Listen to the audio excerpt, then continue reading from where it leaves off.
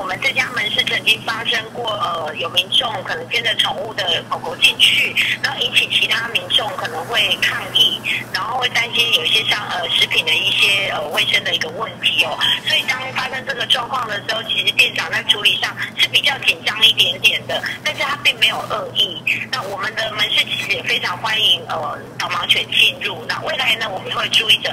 门市的一些教育训练。我就是买个饮料，想要坐下来喝一下，可是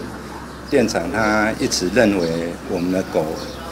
会污染他们的食物，也在强调要我们把狗绑在门外。但是我有跟他解释说，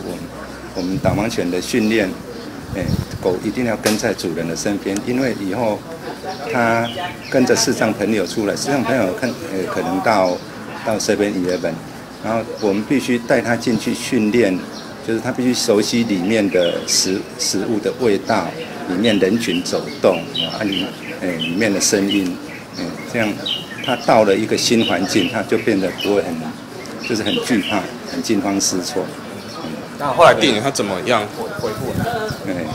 他就是还是